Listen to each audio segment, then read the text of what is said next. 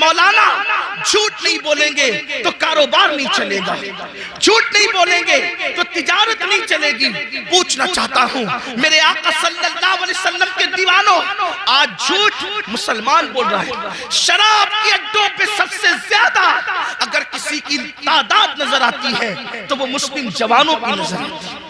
हमसे ज्यादा शराब हिंदुस्तान की सरजमीन पर कोई कौम नहीं पी रही है। उठा करके सर्वे कर लीजिए, हमारे छोटे छोटे 16-16, 17-17 साल के बच्चे हीरो की नकल में शराब पी रहे हैं।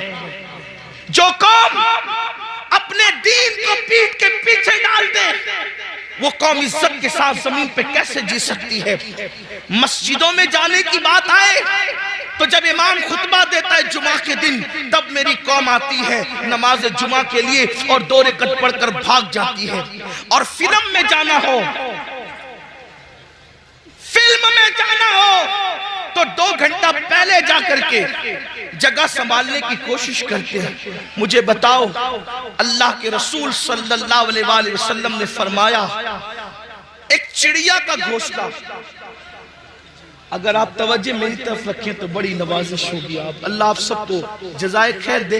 अगर आपने कुछ सुनने के लिए बुलाया है तो आप सुने, और मैं कोई खतीब नहीं हूँ, सिर्फ दिल का दर्द लेकर आपके पास आता हूँ और आया हूँ, तो थोड़ा सा आप मेरे दिल का दर्द सुन लें। अल्लाह किसी के दिल में बात उतार दे। वॉलंटियर से भी गुजारिश है कि आपकी कारकर्दगी बहुत अच्छी है, लेकिन जो जहाँ है अब उसको वही रहने दें। इंशाल्लाह सबको सुनने का मौका दे। दुरूद शरीफ पढ़ लें आप सब। रब्बे सल्ले व सल्लिम दाइमन अबदा अला हबीबिका खैरुल खल्क़ि कुल्लिहिम सलातु व सलामुन अलैका या जद्दल हसन वल हुसैन। हमने अल्लाह के दीन को पीठ के पीछे डाला। बस्तियां तबाह कैसे होती, बस्तियां वीरान कैसे होती। एक सहाबी ने, तवज्जो करें, आज मुसलमानों को सबसे बड़ा डर इस जमीन पर यह है कि हम घर से बेघर कर दिए जाएंगे। इशू क्या है क्या नहीं है मुझसे ज्यादा आप जानते हैं। मैंने कोई ज्यादा गुफ्तगू नहीं करना, लेकिन आपकी तवज्जो खास चाहता हूं, मेरी बहनों की भी। इशू यही है, सबको खौफ है, पता नहीं कौन घर से बेघर कर दिया जाए, यही टेंशन है सबको।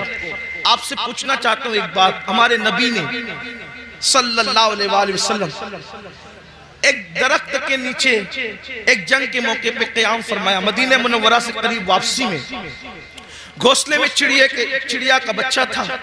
एक सहाबी ने चिड़िया का बच्चा निकाल लिया। और एक दूसरी रिवायत यह है कि चिड़िया ने अंडे दे रखे थे घोंसले के अंदर।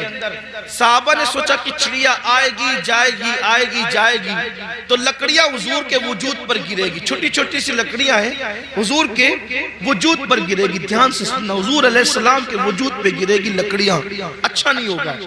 साहबा ने वो घोंसला हटा दिया। घोंसला हटा तो अंडे टूट गए, घोंसला भी हट गया। अब चिड़िया जो बाहर गई थी वो आई तो वो हुजूर के सरे मुबारक के इर्द गिर्द चिल चिल चिल चिल करने लगी अपनी मखसूस आवाज और लबो लहजे में।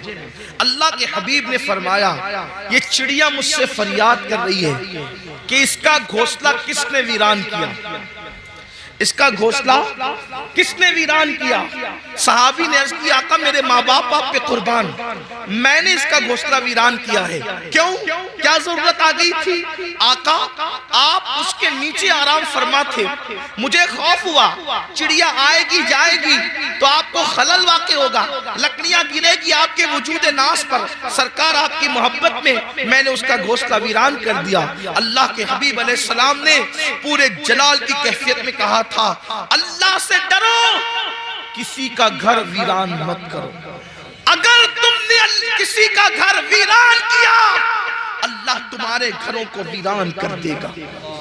मुझे बताओ, ये अपने नबी की तालीम है कि अगर तुमने चिड़िया का घर भी वीरान किया, अगर तुमने कौवों का घर भी वीरान किया, अगर तुमने मेंढकों का घर भी वीरान किया, अगर तुमने चूटियों का घर भी वीरान किया, तो हुजूर कहते हैं किसी का घर वीरान मत करो, वरना अल्लाह तुम्हारे घरों को वीरान कर देगा। मुझे बताओ,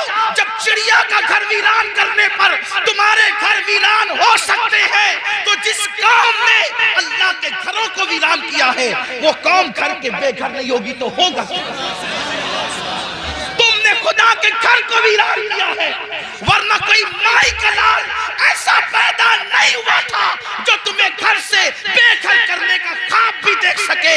और आज भी खुदा के इज्जत की कसम, ये हजारों की तादाद में जो मेरे नौजवान आए हैं, अगर बातिल का मुकाबला करना है और डटना है तो हमारे मसाइल का हल सियासी लीडरों की चौखट पे नहीं, हमारे मसाइल का हल कल भी अल्लाह के घर में था, आज भी अल्लाह के घर में है और कल भी अल्लाह के घर में रहेगा।